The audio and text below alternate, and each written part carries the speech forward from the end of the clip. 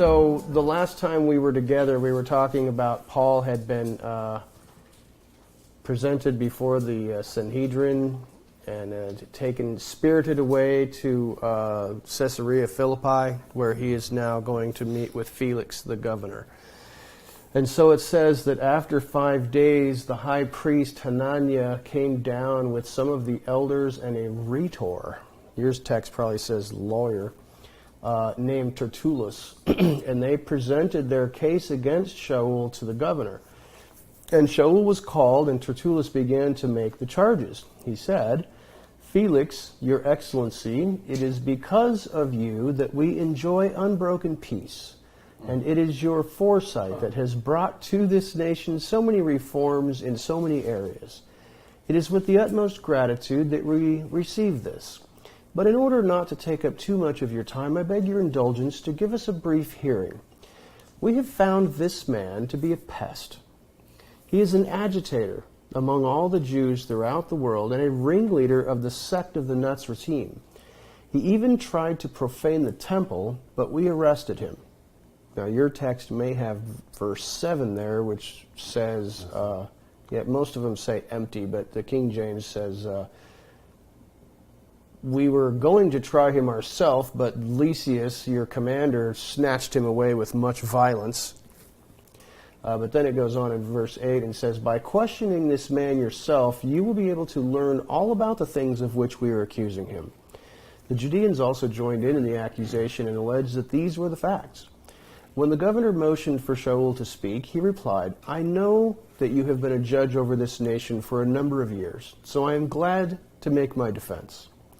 As you can verify for yourself, it has not been more than 12 days since I went up to worship in Jerusalem, and neither in the temple, nor in the synagogues, nor anywhere else in the city did they find me either arguing with anyone or collecting a crowd, nor can they give any proof of the things of which they are accusing me. But this I do admit to you.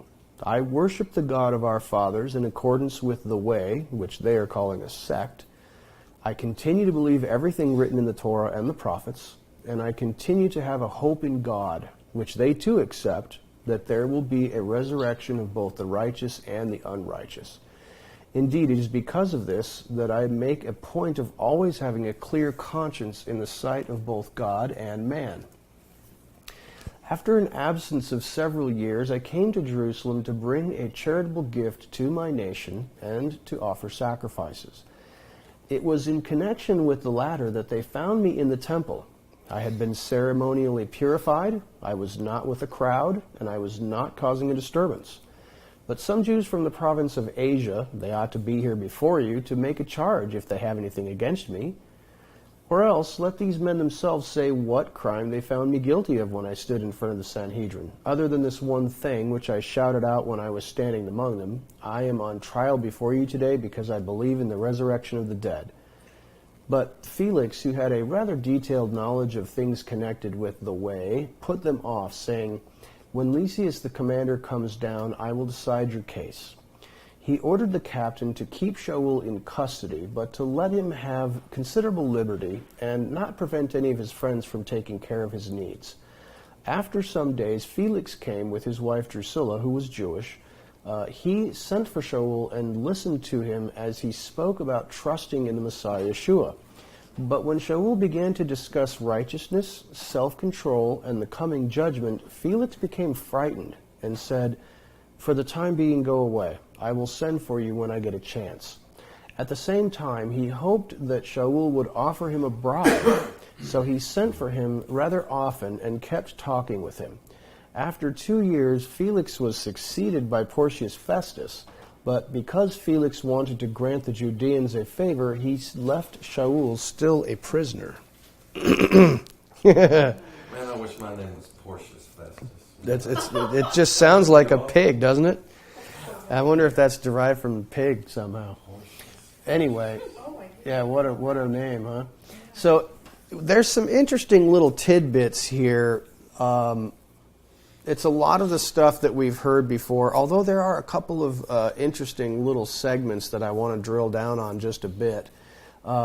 First, you notice how how the difference between this guy who is skilled in rhetoric and Paul address Felix. This guy Tertullus is really pouring it on thick. Yeah. All kinds of flattery. And Paul, of course, is just saying, I know that you've been a judge for a long time here, so I gladly make my case. It's not much flattery involved there. But, it occurred to me just something, because we had previously talked about Paul being smacked when he was in front of the Sanhedrin. They smacked him in his face. Two things came to my mind. Number one is when you just saw him giving his testimony there, he said, I haven't done anything wrong, let them prove it, other than this one thing that I shouted out, I'm on trial for the resurrection of the dead. It's like, is that a crime? And he seems to be professing his guilt over having blurted something. But the second thing is, it occurred to me that maybe this thing that this rhetor, this is just a guy who is skilled in rhetoric. That you know what rhetoric is? It's that Greek method of persuasion using different forms of logic and reasoning. This guy, yeah, he's just a guy who is very skilled at presenting his arguments. But note that he literally spends half of his presentation flattering the Roman governor. Yeah. That is actually the proper way to address an authority figure in Greco-Roman culture, is that you are expected to pour it on thick and then begin to state your case after you have laid a groundwork of, humble servants we are of yours. And it occurred to me that perhaps in dealing with the Romans for such a period of time, that the chief priests and the elders have begun to expect this themselves, and that they thought that it was right to do that, and that's perhaps why they smacked Paul in his face when he got in front of them and just blurted out, this phrase. They thought that he didn't show the proper deference. And that perhaps that was why they smacked him. I don't know. It just occurred to me that maybe they had been influenced by this certain way of addressing an elder. And I'll tell you what. Yeah, and I'll tell you what. I'm certain that it was. You would hope that it was the case that anybody who's addressing the high priest or any authority figure would do so with respect and dignity. I mean, you can see, for example, with the way people today address the police. I know you've probably seen something on the internet with people just these days, they challenge authority at every turn, and you wonder why. It's a very, very rebellious spirit, and you see people getting really mouthy with police, and what are you going to do? Just be very aggressive with the police. It almost doesn't surprised me that people, it really, when I was growing up, if you had any interaction with a police officer at all, it was, with great deference that you spoke to that person. But these days, it's really dangerous for them and for the public. Well, even just to respect any office. Yeah. You should truly respect the office, even if you don't respect the person. Sure. And it reminds me of Paul talking in the book of Romans chapter 15 about respecting authority, that every authority is established by God. Even Nero, even evil authorities are established by God. As bad as some former president. But even like in schools now. Yeah, sure. I mean, teachers. You used to, yes ma'am. Yeah, no, absolutely. Sir, Oh, whatever. man, nobody says man in Arizona. You never called, you always like Mrs. Yeah, Smith sure. or whatever. Well, and it makes sense too, because you see the the prophecies talk about that Yeshua gave, especially in Matthew 24 and 25, about people giving no respect to authority, and fathers against their children and children against their fathers, and people the love of many growing cold, and disrespecting elders, and it gets a little crazy out there right now. If you treat somebody with respect and dignity, you kind of stick out like a sore thumb these days. So, but it just occurred to me that perhaps that was why Paul got smacked in his face, is because he did not treat them the way that they thought they should have been treated, at least with dignity and respect, but you don't have to pour on a bunch of flattery. That's insincere, I think. At least Paul wasn't insincere. He did show by he didn't flatter, but he did at least show some respect and deference. So we have in verses 5 and 6 a listing of the formal charges against Shaul. And what we have is he's loimos, literally a pest or a plague, which is interesting. He is guilty of this, although this is a gray area of legality. It's not exactly against the law to be a pest. I think we've mentioned this briefly, but, I'll get to kind of tie this together for you in a moment, but that's the first of the charges, is that he's literally a pest or a plague. So that's charge number 1. Charge number 2 is that he stirs insurrection among all the Jews. That's a problem. Now, there's a bit of a hung jury as far as I'm concerned on this thing. He does seem to lack a certain amount of respect for authority on occasion, but shows deference at other times. There is no clear evidence of him challenging the halakha of the authorities, the Pharisees or the Sadducees. He doesn't really challenge them. He certainly is not challenging the Roman civil authorities in any way. You would expect that, since in his book of Romans chapter 15, he talks about showing deference to authority. So what is he? Is he stirring insurrection? No, he stirs emotion, very much so, but he's not advocating insurrection in any sense, neither against Jewish authority nor against Roman authority. Do you agree? He's asking the culture to change. Yeah, he's basically I would say that in a sense he's being like Yeshua and saying we need to just be doers of the word and not just hearers. We don't want to be hypocrites. But he's also challenging their orthodoxy regarding the nature and person of the Messiah. There's a big debate about that in their culture in this day, but that's not even especially issues of halakha. That really doesn't have a whole lot to do with halakha. What should a person do and what should a person not do?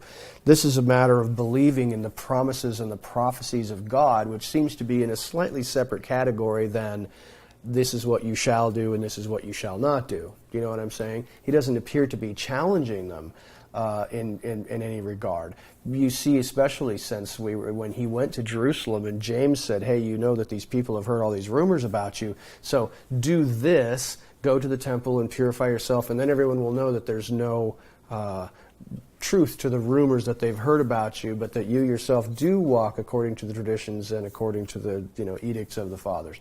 He didn't object in any way. He also said, I am a Pharisee, the son of Pharisees, and I doing all the things. So he doesn't seem to be advocating against any of the traditions of the elders at any point. And yet he says something in this section which is kind of interesting that I'll bring your attention to in just a moment. The next is that he is a ringleader of this Nazarene sect. And this is definitely true, although it is not a crime, especially. The desire, I think, here is that they want to associate him with a troublesome sect that is causing a lot of division throughout the Roman Empire, because this message is spreading rather quickly. But you got to remember too that it hasn't been that fast. We are traveling over a pretty good length of time here. Remember that Yeshua died in what year? Approximately 27 to 30 AD. We know that a while back in our study of Acts, when he met Apollos and his wife, Priscilla and Aquila, and Apollos in that chapter, I don't remember which chapter it was, 16 or 17 maybe, we noticed that they had been, Aquila and Priscilla had been kicked out of Rome for something, and that we marked that as approximately 50 AD. So Paul is probably getting a little older here, and there's been close to 25, 23 years at that time. We don't know how many years have passed. We know at least 2 years have passed, because he's going to be held in in the jail there in Caesarea Philippi not Caesarea Maritima, for at least 2 years. But there could have been an indeterminate number of years passed between those periods of time.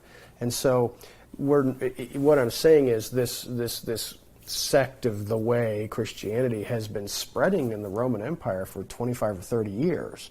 Now, how much has this little sect that we're in been spreading? What sect is that? Yes, this little sect that we're a part of. That started in the 70s.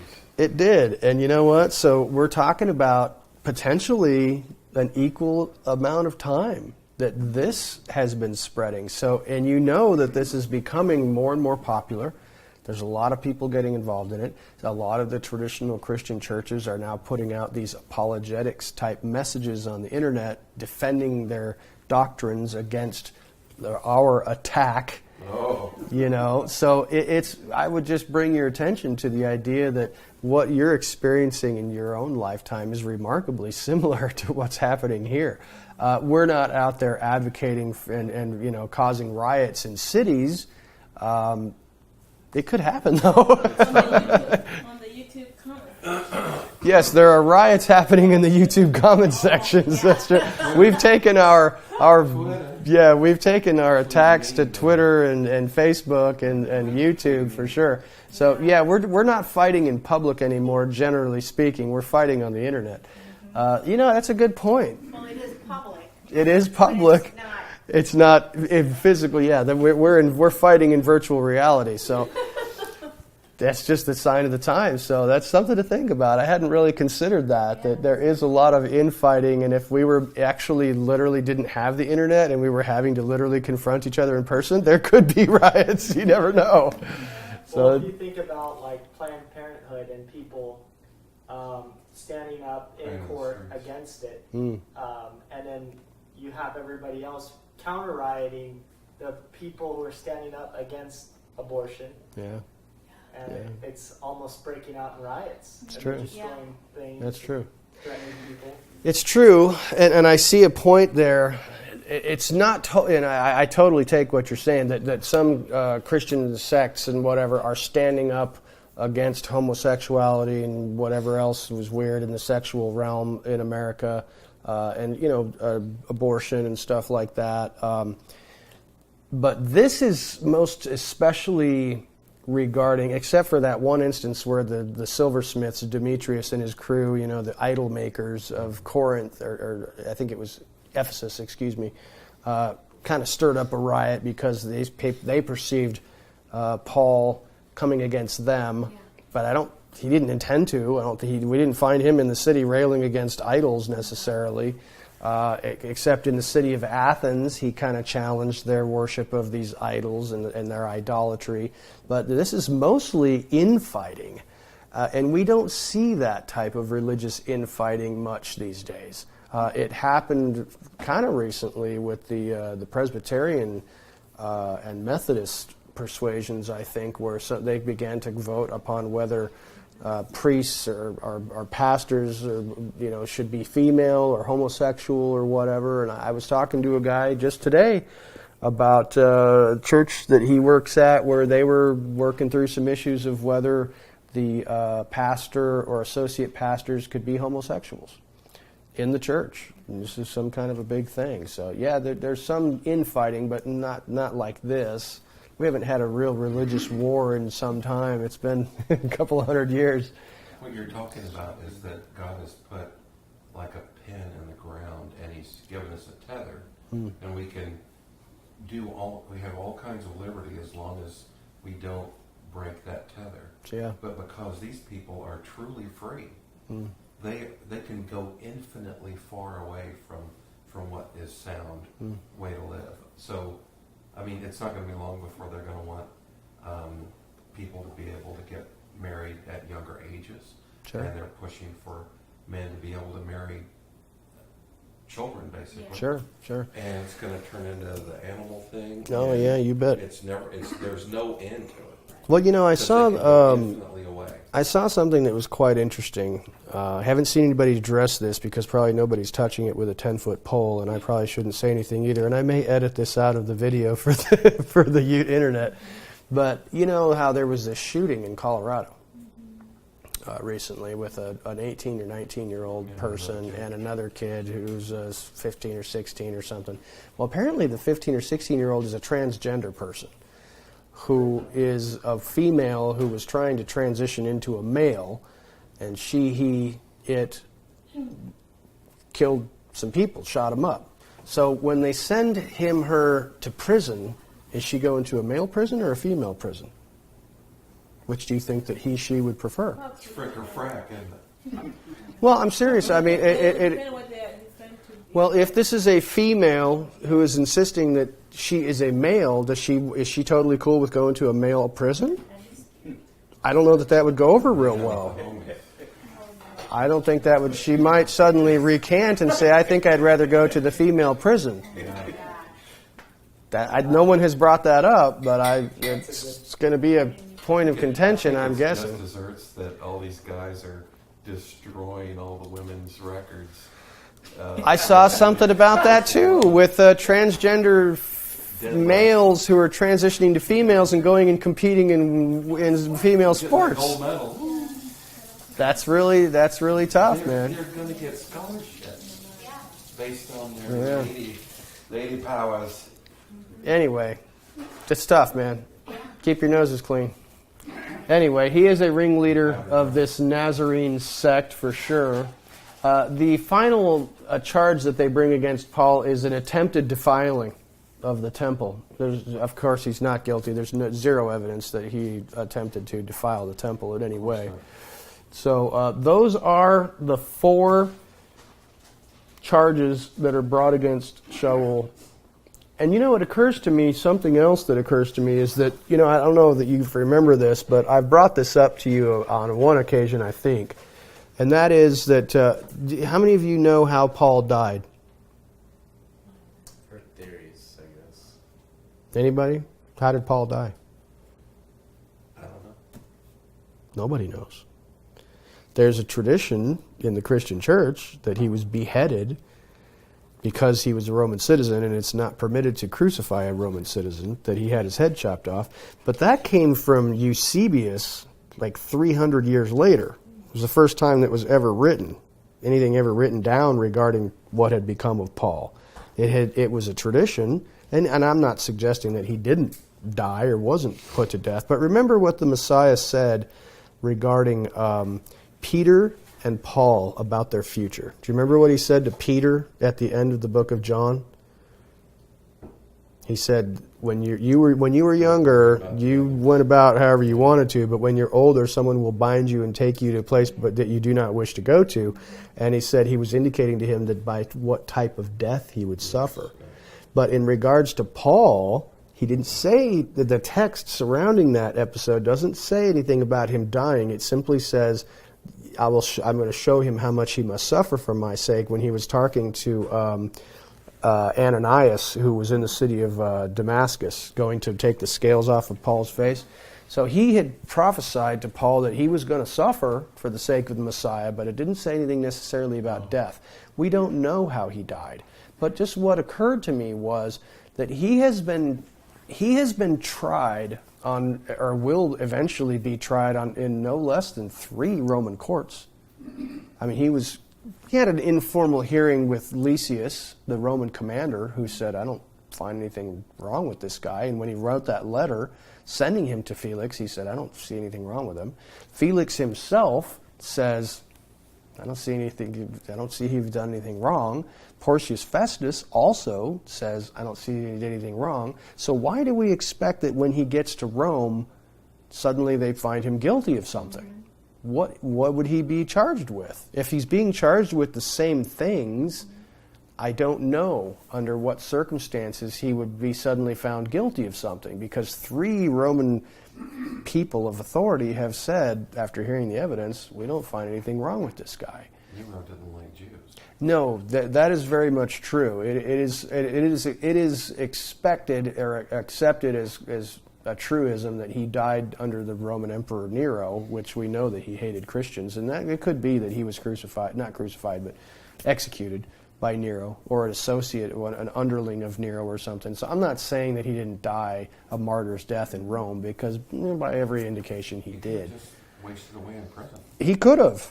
It's certainly possible. He did write to Timothy saying, I'm being poured out as an offering, and he expected his own demise, but he didn't say why. He didn't say, the end is coming because I'm getting old, or who knows.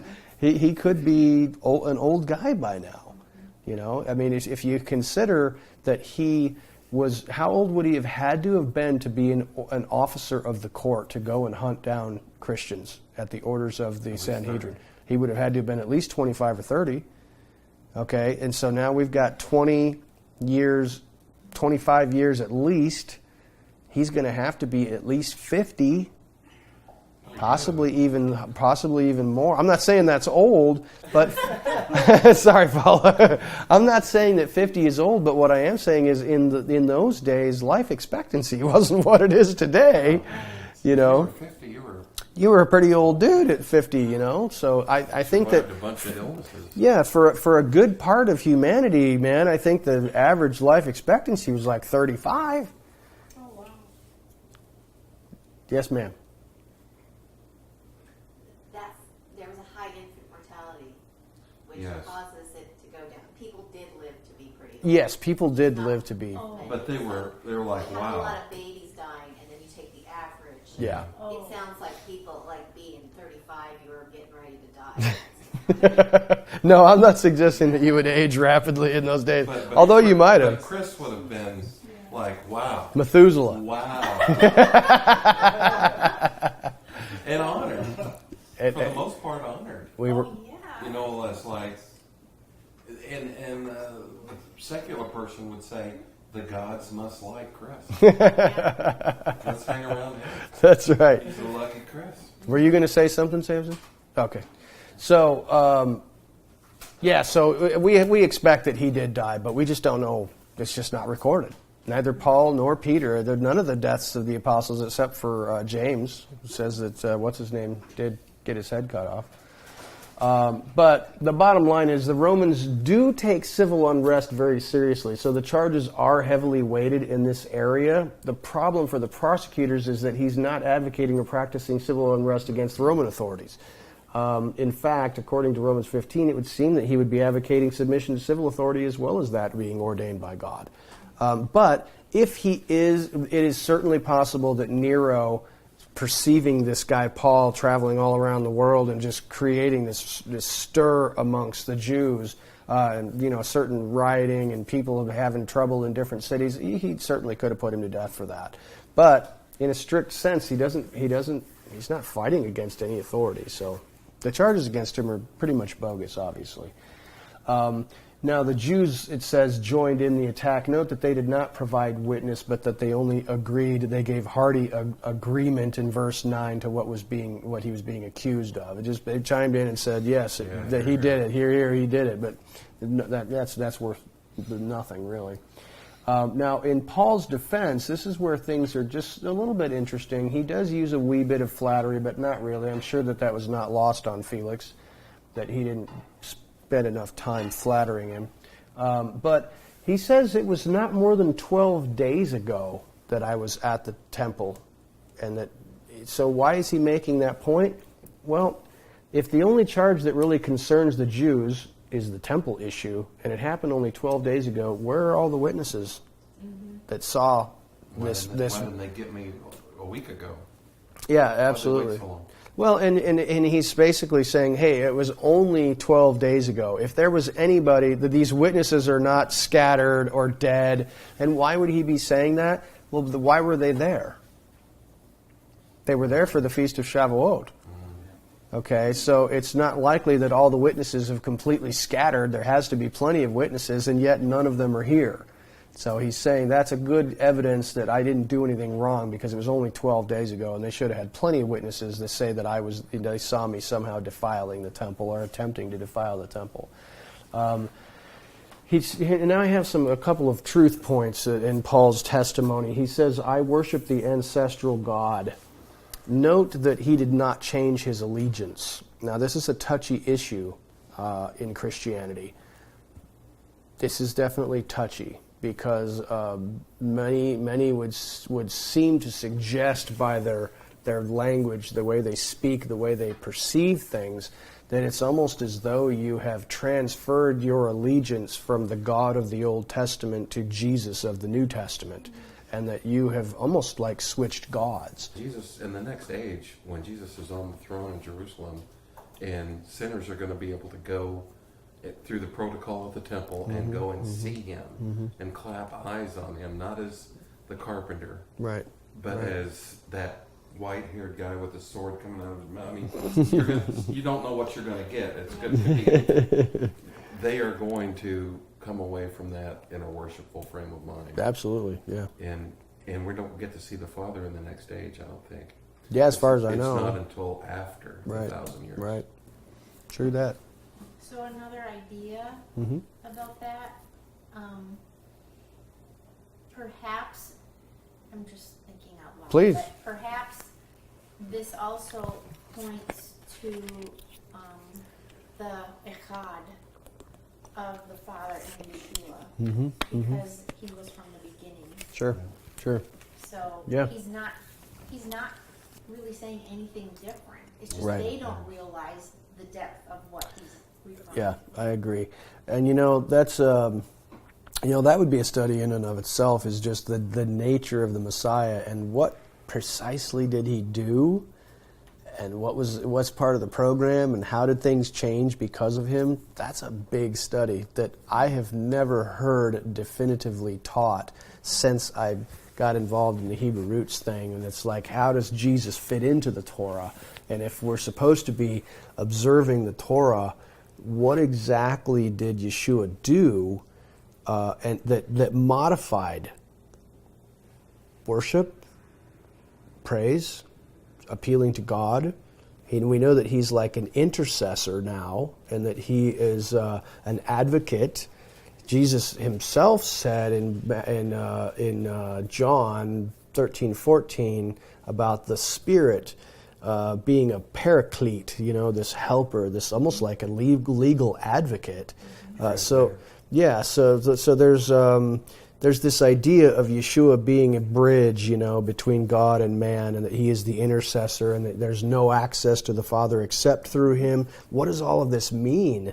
It's really challenging stuff, and I think that we thought we had a real clear idea of what that is, but when you start digging a little deeper, it's not terribly, terribly clear. It needs to be fleshed out a little bit. But please don't understand me to be saying that Jesus is somehow less or something. I'm simply pointing out that probably for political purposes, Paul is making clear here that he has not changed his allegiance in any way. I'm going to move forward just a little bit. The next one is that he worships God according to the way. Now, he has not changed his mode or practice of worship. He asserts that the way is not a sect. What is he saying by this, and what is the way? I mean, he says that he worships God according to the way. Now, that seems to indicate, I'm worshiping the God of my fathers just like you are, but I'm doing it in accordance with the way. Now, what does that mean exactly? Think about that. What are your thoughts on that? Feel free to talk as I get myself some Joe. I think it means that we see that the good man has come and lived on the planet, even though it's confounded with sin.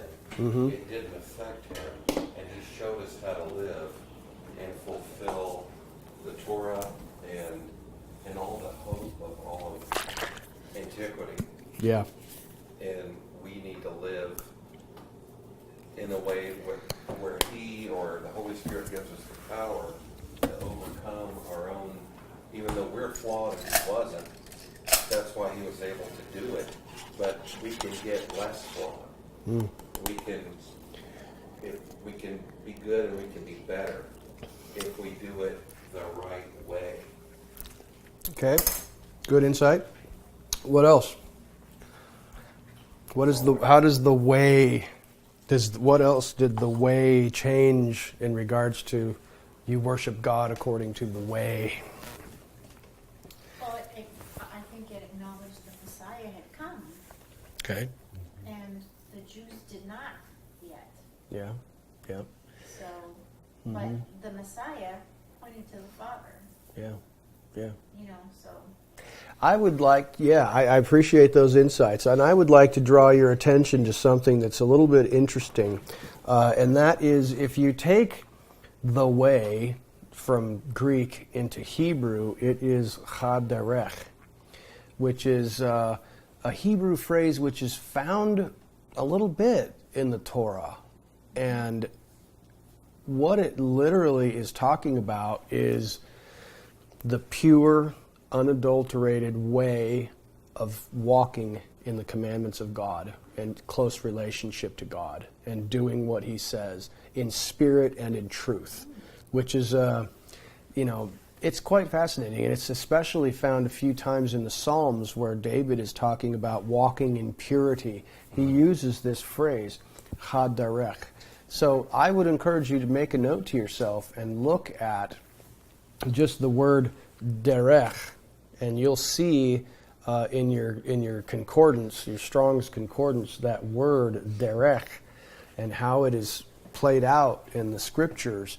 It's talking about walking in the ways of God in sincerity and in truth. And I think that that's especially what Paul is talking about here. I am walking in the way of the fathers and worshiping the ancestral God in spirit and in truth. And Enoch got it right, and he was taken up. Yes, absolutely. So do a little bit of study on that. I think you'll find some interesting things if you look at the way in Hebrew. It's interesting to note that that's what they're calling Christianity in these days. That's now I know that huge compliment. it is. That is a huge compliment. And I remember when we talked about in Acts chapter 6, I think it was, where it was like in Antioch where the people who followed Yeshua were first called Christians. There are several things that I have read that suggested that was not exactly flattery. Right. That it was a bit mocking. Sure. So When you were describing Haderech, it made me think of the way or in the path. That's exactly it. The cycles of righteousness, which Yeshua, he did all those things. He did all the Moedim, but he took it. The step he took further was to show them the correct way. Yeah. The right way intended by God all along, without the add-ons. Yep. That mortal man. And that infuriated them when he carried that out. Yeah, absolutely. And I think that's a good point, and it comes to the next point. Right after he says that, he says, I believe everything that is written. This is critical.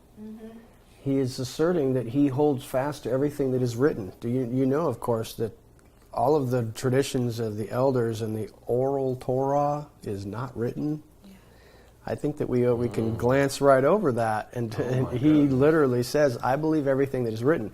The Mishnah was the first part of the Talmud that was written. It wouldn't be written until about 300 AD. None of that stuff was written. And so I don't think it's just a coincidence that he said, I believe everything that is written. And he specifically references the Torah and the prophets. Because King David's a prophet.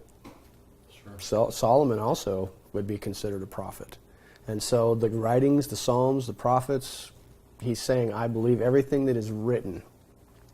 Graphia, literally written. The Talmud was not written at this point.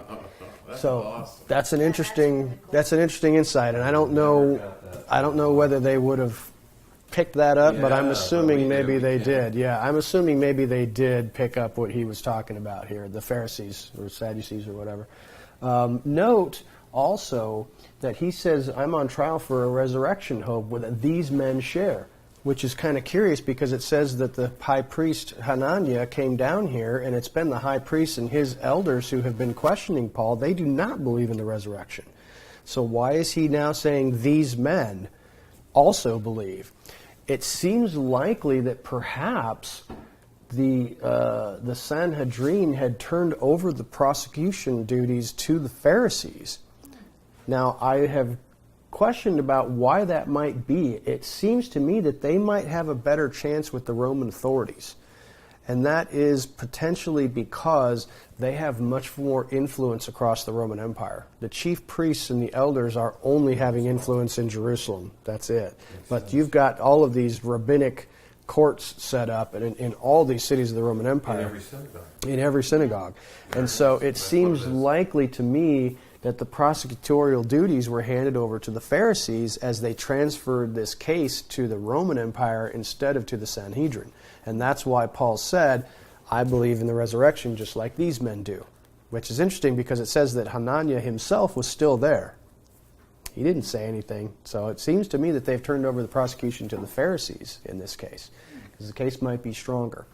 Now, he says, I'm exerting myself, seeking a clear conscience. Now, in what way should one assert oneself in this regard? And what does this have to do with a clean conscience? And is a clean conscience a standard that we should strive for? Yes. Now, where does the conscience come from? Does it come from God, or is that the human heart, which is desperately sick? Yes. And all evil comes forth from the heart? So, two souls. That's a good point, Jimmy. That's a good point. An animal soul and a godly soul. You got a spirit and a soul. So if you have the Spirit of God living within you, You've got two no. souls and a human spirit, and you've got to connect your human spirit to the Holy Spirit, and only then. But the Spirit is from the breath of God, which is His Spirit. That's borrowed. And then only can that animal soul that comes first, which is the Esau soul, only then can He's talking rabbinic stuff. overcome that animal soul. Your godly soul can overcome it and make it behave. Okay, that is a rabbinic interpretation, which I'm fine with that. I would have to beg to differ on the terminology. I would too. I would say Jimmy is correct.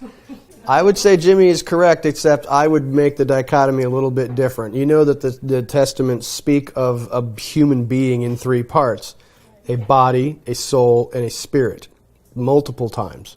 I would suggest to you that the Spirit is the Spirit of God. Whether if you're an unbeliever, you still have the Spirit of God, that breath of God, which brings life, the neshama of life. You got a soul, which in rabbinic thought, which I agree with, is your mind, will, and emotions, right? And then you got a physical body. He's shaking his head. No, which is totally cool. James in the first chapter he says, "Do not be double-souled." Do not Yes. do not have Double-minded, double-souled. I totally agree with that. That is a correct interpretation. Let that godly soul that's your conscience, let it take charge of that. So you craving soul. would say that the conscience is the higher soul? Yeah. Okay. And if it's not, And I would simply say that the conscience, perhaps, well, you know that you're able to damage the conscience. Paul says that you can sear your conscience to the point where it doesn't bother you anymore. You can't do that with the Spirit of God. No, you can't. Good point. Okay. So are you talking about being a double-minded man? Mm-hmm. That's what it's talking about. Okay. It's a terrible translation. Yes, but It's just daisuka. for clarity, another word for that, according to my little center in the Bible, isn't meaning to; it means hesitant, a hesitating soul. Daisukos is the Greek. Okay. He is right. You are correct. Daisukos is correct, and it literally does mean dual-souled. Fascinating. Dual-souled. I totally agree with that. That is correct. Rivka, when she's got the two twins in her, she's got Jacob and Esau, Yeah. and Esau came out first. That little terrible 2-year-old comes out first, and that you got to wait till you're 4 before that godly soul can start. You got to wait till you're 4. That bad little 2-year-old soul that's just it would destroy the world if it could with its anger. Fair enough. It wants what it wants. She's got her hand up. You got to get control of that guy. She's got her hand up. What if it doesn't mean there's an existence of two, but it's a choice? That's what I'm thinking too. I agree. It's a You could say choice it's of in one two or the com- other. You could say it's in two compartments. There have been so many allegories and metaphors that have been used for the man that has, you got the good dog and the bad dog, and whichever dog you feed, the bad imp. And yes, we are replete with metaphors regarding an evil nature and a good nature. They're Yetzer Hara, Yetzer Tov. It's all over the place. And I agree. However, for this point, are we seeking a clear conscience? Yes. We certainly should seek a clear conscience. That is, I think, a gift from God to keep us on track. Your mind, will, and emotions will guide you to an extent, but it should not guide you in the sense of what is truth. Right. You'll feel bad when you do something. You do something that violates a command of God. You don't even need the rules of God necessarily. You'll feel it. Unless you have really damaged your conscience, you'll feel it. That's why that's why I like to do business, for example, with Christian people. You've heard that's like, oh, don't ever do business with Christians. They're the most unscrupulous people. Yeah, there is some truth to that. However, if a Christian has a conscience and he wrongs me, at least he'll be tormented in his own conscience. Because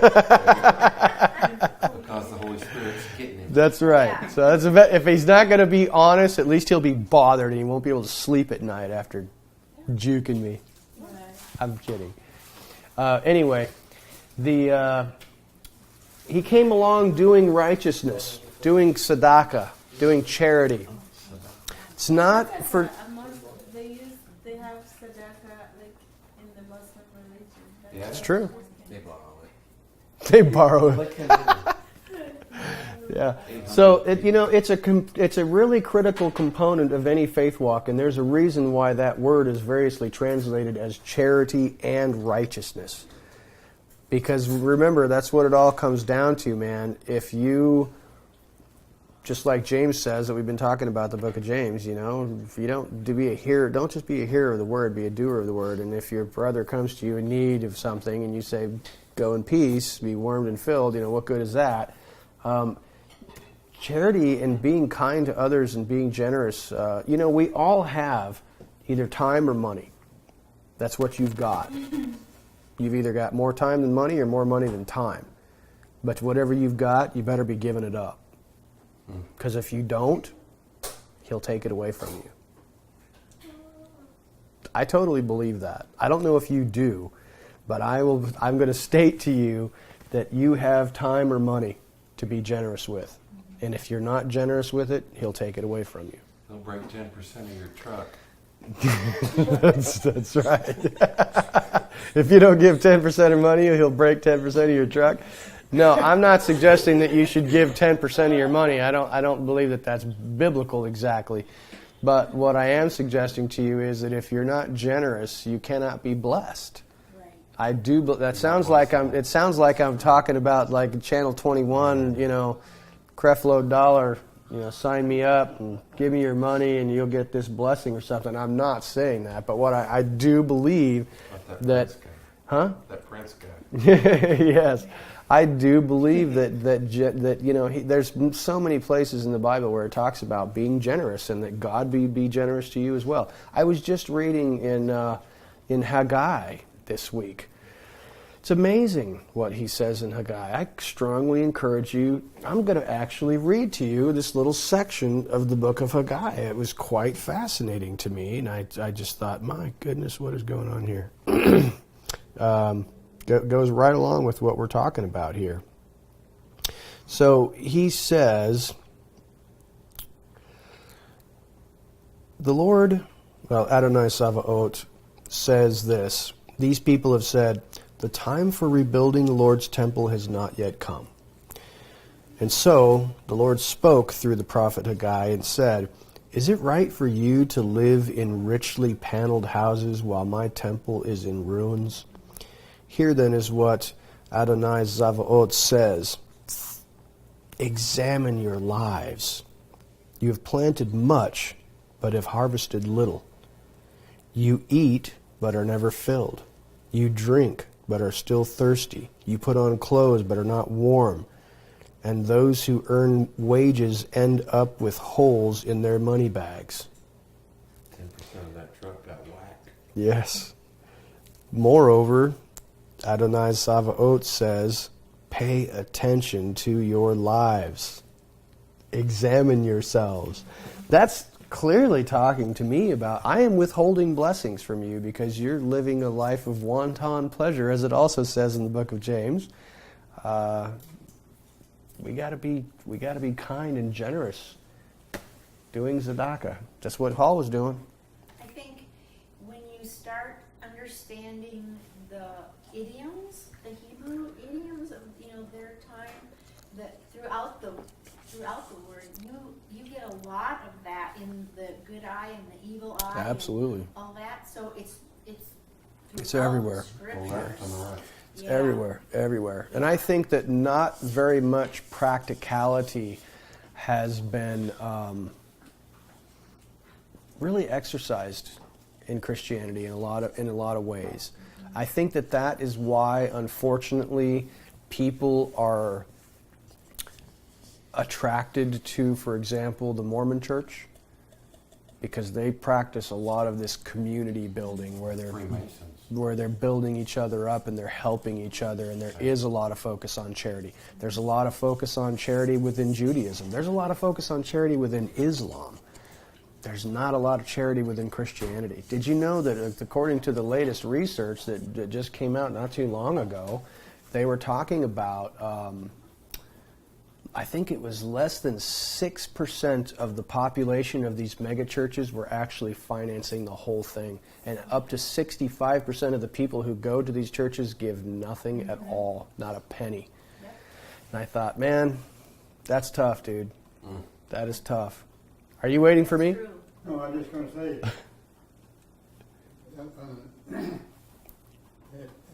in the Mormon church, make sure you're tithing.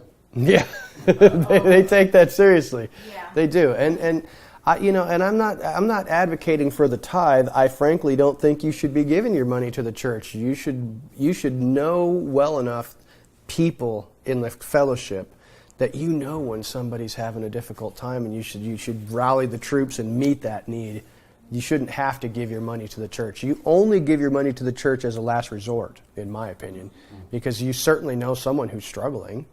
I know there's plenty of people that are struggling in one way or another, whether they need your time, whether it's some resource that you have that is not monetary that can help them, whether it's just talking to them, praying with them, encouraging them, sharing your time with them. If you can go to their house and help them fix something that's broken or whatever, it doesn't have to be money. But I think you should give your money to the church as a last resort. If you really don't have anybody around you that you can give to in some way, then yeah, give your money to the church. The more progressive a culture gets, the more socialistic it is, the less need that believers feel that they need to care for somebody else, because they're already taxed 50% or 60%. There's nothing really left for them to do to give to their neighbor that's screwed up. Yeah, that's true. And that's unfortunate, and I think, frankly, that it wasn't like that back in the 40s and the 50s and 60s, because... Especially European socialism. Well, absolutely. And that's because it used to be that the churches took care of people. It didn't matter whether they were a member of the congregation or not. Christian charity was big, and it did feed the poor and clothe the poor and help to take care of children and widows and orphans. But as Christianity began to draw back from that, somebody has to step in and fill the gap. And you know what we did? We backed off and we said, government, step in and take over. It's a funny thing when you say 1940s, you also take a look at the timeline in history of our money system, and you see in 1940-ish, that's when you get out the Bretton Woods and things change. And so it's like, a mixture of maybe some churches don't have the education of hey, let's not borrow this. Let's actually save money so that we have to do this. Just different things and aspects of how it just unfortunately has hoodwinked us, I guess. No, you're absolutely right. You're absolutely right. So I'm trying to advocate, that people make your faith practical. And you can't do that if we have a lot of these in the Christian church today. It's like everybody's such an individual, and I think that comes from American culture as well. It's just being so fiercely individualistic that we've really gotten away from looking out for each other. And I don't want us to be like that, in this little fellowship. I hope that we'll communicate with each other honestly about, what our needs are, what our struggles are, what we're challenged with. And I really don't want us to get together here on Friday nights and put a shine on and say, oh, things are great. How are you? Bless you, brother and sister. Let's not be fake. Let's be real with each other. And I know that many of you are. You are, because we hear it when things are going wrong and things are there's a challenge and there's a struggle. We need to hear those things.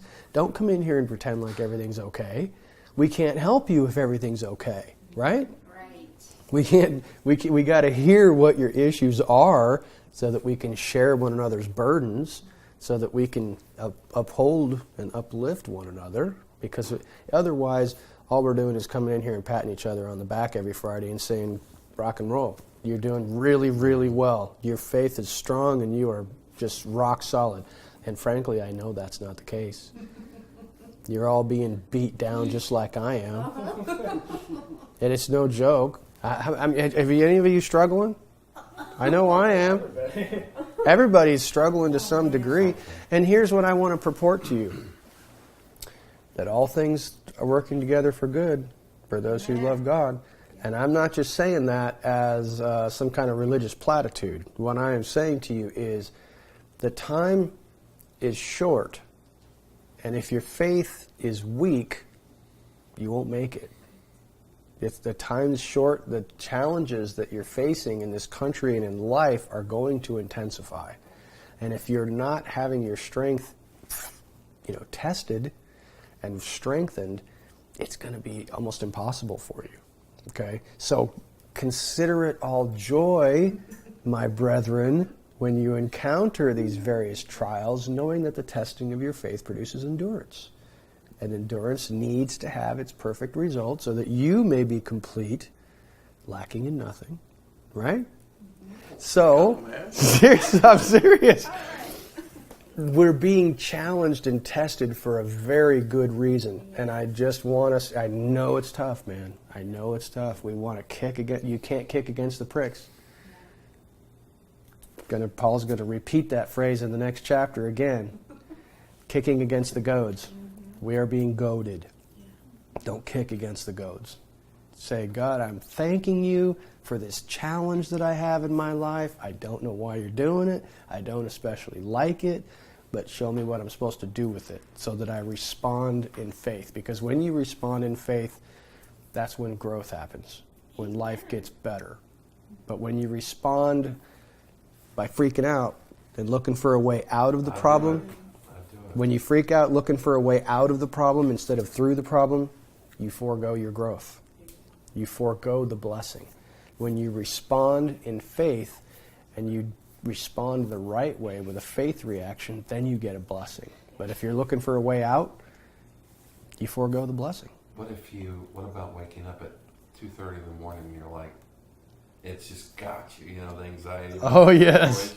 Well, that's kind of a faithlessness. That is a feeling of helplessness, and that happens to me too. You can wake up at 2 or 3 o'clock in the morning and your mind is racing with these issues that you have. It seems so big. It is, absolutely. And when you wake up, it's not as big. But no, I know, and I totally agree with you, and I will only say to you this, that nothing bothers me more than that. I hate that. Yeah. However, I will say that one of the only things that really helps me in that situation is to immediately grab my phone and flip to the section of my phone where I keep a list of prayer requests from you guys. Really? Yes.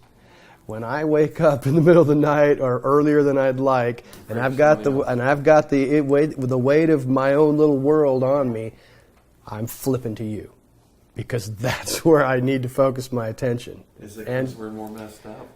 Well, you know what? No, it's not like I am not saying, hey, think about somebody else who's more screwed than you are. No, that's not what I'm saying. I'm trying to figure it out. I'm saying get your mind off of yourself. Yeah. That's all I'm saying. Angela?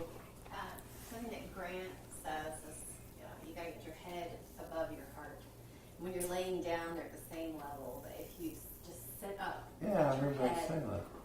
emotions. That's a big one.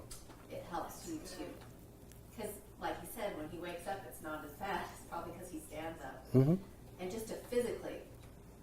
I think there is truth. That is a nugget of truth. Yeah, that's good. Yes, when you wake up in the middle of the night and you're plagued with issues and you just know you're not going back to sleep, don't lay there. Get up. Seriously, because there's literally the physical act of getting your head above your heart. It's metaphorical, metaphysical, and realistic. It helps me to think about the several times where God has definitely come through for me. And it's like, oh, I'm hanging on to that. That is Absolutely. a place to build an altar. Absolutely, yep. I like what you said. That's a good place to build an altar. Set up a standing stone. So just remember that. So Paul is given house arrest in Herod's palace. He's allowed help from his friends. It's a fairly cushy, club-fed kind of thing. The gospel presentation to Drusilla and Felix, when he starts to discuss righteousness and self-control and the impending judgment, is when Felix freaks out. You've seen that before, when you're sharing the gospel with people and it's like, it's all well and good while you're talking roses and light and Jesus is going to do this and Jesus loves you. It's all fantastic. But when you start emphasizing righteousness and self-control and the judgment is coming, that can be a little uncomfortable. These are uncomfortable issues. What is righteousness? Where is it defined? Well, it's defined in the Torah. Being able to distinguish between right and wrong is terribly critical. Being able to control yourself. Self-control is one of the most fierce challenges that you'll ever have in your life. It's ridiculous. It's ridiculous exercising self-control and realizing People have areas that they're strong in. Oh, and yeah. not strong in. Absolutely. And it's really about chipping away at those areas where you're weak. That's where the fight is.